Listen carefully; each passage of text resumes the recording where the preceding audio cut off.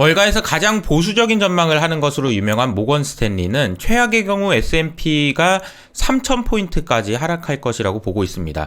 그런데 이분의 인터뷰를 가만히 들어보면요, 솔직히 그냥 하는 말이 아니고요, 나름대로 합리적인 논리를 가지고 이야기하시더라고요. 오늘은 그 내용을 소개하겠습니다. 안녕하세요, 이호석입니다. 오늘은 시장이 3,000포인트 간다라는 모건 스탠리의 주장, 그리고 이제 크립토 시장 업데이트 오랜만에 해드리고요, 채권 시장에 대한 이야기 해드리도록 하겠습니다. 먼저 어제 시장 같은 경우에는 다우는 0.5%, 나스닥은 1.5%, S&P는 0.9% 하락했습니다. 낙폭이 좀 컸던 것 같고요. 장 막판에 조금 되돌림이 있었지만 하락은 피할 수 없었다. 전체적으로 안 좋은 모습을 보였고요. 뱅크 오브 아메리카나 웰스파고처럼 은행주들과 에너지 관련된 주식들이 조금 선방하는 정도의 모습을 보였습니다. 어제 나온 소식이죠. 중국 지도부가 빅테크 지원 가능성을 시사한 가운데 이렌홍이라고 하는 저장성 서기가 알리바바 본사를 방문해가지고 회사 관계자들을 격려했다라고 이야기를 해가지고 시장에서 좀 관심이 커지는 것 같습니다. 이거 지금 이제 더 이상 안 때리는 거 아니야? 라는 관심인 거죠. 두 번째 소식은 월스트리트저널에서 이제 얘기를 한 건데요. 옐런이 정말 터무니없이 전망하고 있다. 바이든 경제 방화범이다 라고 이야기했는데, 근데 진짜 역시 미국은 세긴 세네요. 정말 이게 말 워딩 자체가 정말 센 것 같습니다. 지적했던 부분들이 이런 건데요. 저금리를 너무 오래 유지했던 연준, 이거 잘못한 거 아니냐. 그리고 인플레이션이 일시적으로 했던 것도 잘못된 거지. 그리고 바이든 정부의 지출, 차이 폭발, 이거 말도 안 되면, 이거 뭐 하고 있는 거야? 이러면서 이제 엄청난 비난을 쏟아부었다. 반면에 뱅크 오브 아메리카에서 어제 나왔던 자료를 보니까 여기 이런 내용들이 나오더라고요. 자, 주가를 보면은 1월 달에는 주식을 많이 사던데요. 자, 사람들이 주식을 많이 사요. 1월 달에는 어쨌든 2022년보다 2023년이 훨씬 좋을 거잖아. 그러면서 이제 주식을 많이 산다. 이럴 효과를 기대해야 된다라는 이야기도 나왔고요. 그리고 어제 나왔던 지수 중에서 주택시장 지수가 31포인트를 기록하면서 거의 10년 만에 최저치를 기록했다라는 소식도 전해집니다. 주택 경기는 이미 경기 침체를 가리키고 있다라는 것을 알 수 있죠. 또 하나 기사 중에서 뮤추얼 펀드와 ETF의 펀드 플로우가 나오는 자료인데요.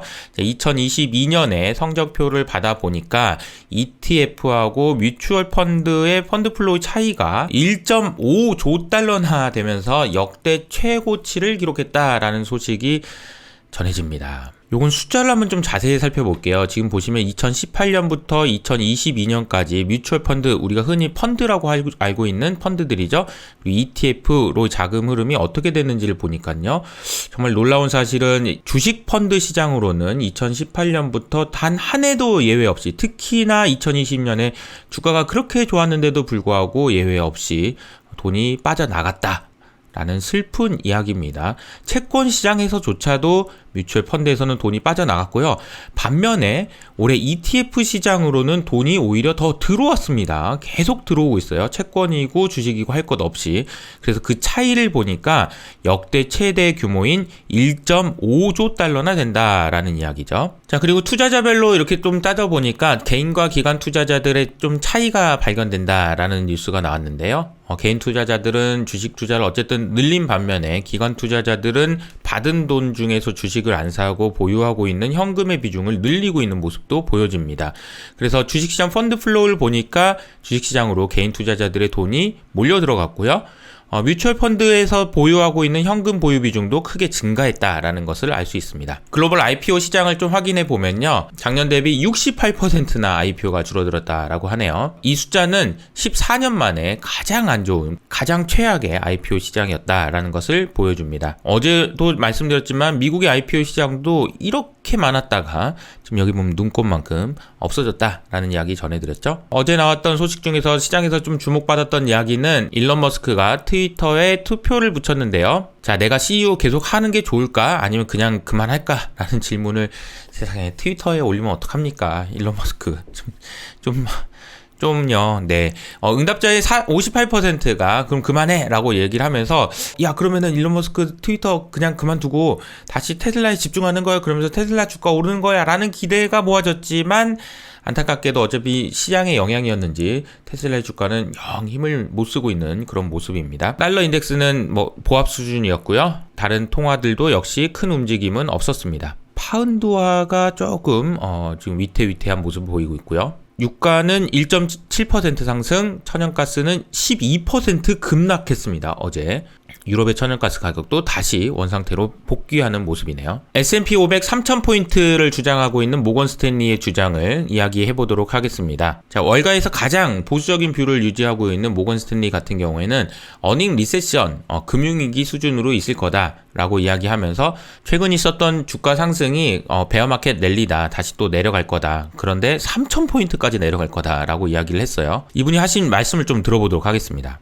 So we don't think that this bear market is over yet, mainly because our forecast for next year on earnings is materially below the street. Now, I know that's becoming a bit of a consensus view, but I think our forecasts are even below, kind of this new level that people are talking about. So we're at $195 for S&P earnings next year. 이분의 전망은 결국에는 기업 실적이 안 좋아질 거라는 거예요. 다른 연준이 어떻게 할 거다, 매크로가 어떻게 될 거다 이런 거 다 떠나서 그냥 미국의 기업들의 실적이 안 좋아질 것 같다라는 이야기입니다. 딱 그거 하나예요. 핵심 포인트는 이건데 저는 나름대로 합리적이라고 생각하거든요. 이 그림을 좀 자세히 설명을 드리면 다른 게 아니고 미국 기업들의 마진입니다. 마진이라는 것이 2000년대 초반에는 6에서 7% 수준이었다가 지금 계속 꾸준히 늘어났었잖아요. 그런데 이 늘어났던 마진의 추세가 과연 유지될 수 있는지에 대한 고민도 있는데 컨센서스 자체가 아직은 여기에 있다. 그런데 우리는 이쪽으로 내려갈 거라고 본다. 마진이. 이런 주장이거든요. 그래서 다른 주장이 아니고 그냥 기업 실적이 안 좋을 것 같다라는 거예요. 기업 실적이 안 좋기 때문에 주가가 더 올라가기는 어렵다라는 주장인 거죠. 그래도 이게 너무 포인트가 3,000포인트면 너무 낮아요. 지금 주가 수준이 최근에 S&P 이 정도의 흐름을 보이고 있는데 3,000포인트면 여기거든요. 그래서 워스트 케이스긴 하지만 이런 일이 일어나진 않았으면 좋겠습니다. 물론 2009년에도 보면은 실적은 굉장히 안 좋았지만 주가는 반등하는 경우도 있었거든요. 그래서 여러분들이 잘 판단하시고 투자를 하시면 좋을 것 같아요. 채권 시장과 관련된 소식도 하나 전해드리도록 할게요. 부실 채권 속에서 기회를 찾고 있다라는 이야기들이 나오고 있는데요. 부도가 발생하지 않은 신흥국 중에서 내년에 원리금 만기가 예정된 국가는 3곳 정도 된다라는 겁니다.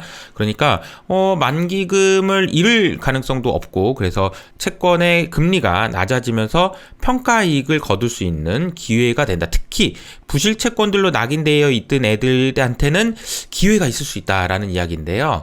자, 어제 월드컵 결승전 저도 실제로 봤는데 이 그림 자세히 보시면은 전부 메시입니다.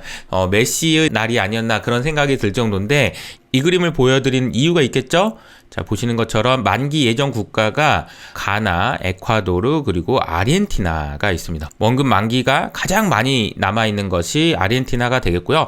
자, 2023년, 그러니까 이제 내년에 원금 상환을 해야 되는 나라들은 지금 검정색으로 보시는 것처럼 가나, 엘살바도르, 그리고 튀니지 정도가 되겠습니다. 어제 금리는 소폭 오르는 모습을 보였습니다. 미국 2년물 7bp, 10년물 9bp 상승했습니다. 반면에 내년에 크레딧 스프레드가 확대될 거다라는 이야기들도 나오고 있는데요. 경기가 침체되면 망하는 회사와 그렇지 않은 회사들이 분리가 되면서 좀 스프레드가 확대될 수 있다라는 우려들도 있습니다. 보시는 것처럼 크레딧 스프레드는 아직은 확대되지 않고 있는데 내년에 좀 많이 확대될 수도 있다라는 우려가 있는 거죠. 그리고 얼마 전에 보여드렸던 것처럼 중국 회사채 금리는 이런 식으로 급등하는 모습을 보여주고 있습니다. 트리플 A라는 걸 감안했을 때 이런 움직임은 좋은 움직임은 아니다라고 말씀드렸죠. 그래서 사실 부실 채권 속에서 기회를 찾는 것이 분명 기회이긴 한데 어려움도 있는 것도 사실이고요. 정말 잘 공부를 해야 돼요. 이거 채권도 이제는 공부하지 않으면 돈 벌기가 쉽지 않습니다. 내년에는 또 채권 공부를 좀 많이 해야 되겠다라는 생각이 좀 드네요. 자, 가상화폐 소식도 하나 전해드릴게요. 어제 바이낸스 US가 보이저를 인수했다라는 소식이 들리는데요.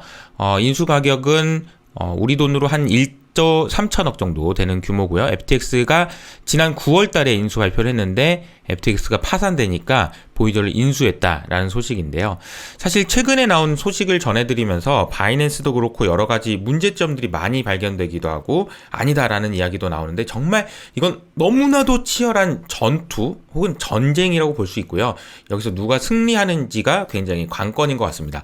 이런 가운데 어제 국제결제은행이라고 할 수 있는 BIS에서 은행들의 암호화폐 보유량을 2%까지로 결정했다라는 소식이 전해졌는데요. 저는 개인적으로 이 소식이 암호화폐 시장에는 굉장히 좋은 소식 아닐까라는 생각이 들었어요. 왜냐하면은 BIS에서 은행들한테 2%까지만 사야 된다라고 얘기했다라는 것은 어느 정도는 사도 된다라는 식으로 이해가 될 수 있기 때문이죠. 근데 무턱대고 사라고 한 건 아니었고요. 그룹을 두 개로 나눴습니다. 크립토 에셋을 그룹 1과 그룹 2로 나눠서 여러 가지 조건들을 만족한 것은 그룹 1, 조건을 만족하지 못한 것은 그룹 2로 나눠서 이런 식으로요. 자, 이런 것들은 어떻게 내가 위험 가중치를 어떻게 할 테니까 사도 되는데 위험 가중치를 감안해서 니네들이 알아서 해. 그런데 그룹 2 같은 경우에는 이거는 그냥 이런 분위기로 결정을 했다. 그래서 규제가 결정되니까 사실은 이것은 시장에게는 조금 좋은 소식이 아닐까라는 생각이 좀 들었습니다. 그리고 마지막으로 미국에서 3분의 1은 해고를 걱정하고 있다라는 소식이 전해져서 그 내용을 설명드리려고 하는데요. 자, 해고 걱정하는 사람들이 3분의 1이나 된다. 고용시장 좋다고는 하지만 앞으로 미래가 좀 걱정된다라는 거죠. 그런데 특징적인 것은 상대적으로 덜 걱정하는 부분이 있고 더 걱정하는 부분이 있었어요. 그래서 제품 관리, 품질 보증, 마케팅, 재정, 그리고 정보기술, IT 이쪽 분야는 훨씬 더 많이 걱정하고 있다라는 소식이네요. 오늘 모건 스탠리의 전망을 말씀드렸지만 이 주장이 틀릴 수 있는 이유도 있어요. 왜냐하면 막연한 기대감일 수도 있지만 모든 사람들이 시장을 안 좋게 보고 있다라는 사실이죠. 그래서 끝까지 살아남기 위해서는 열심히 모니터링하고 공부해야 되는 거 아닌가라는 생각이 듭니다. 저는 여기서 인사드리도록 하겠습니다. 지금까지 이호석 아카데미였습니다.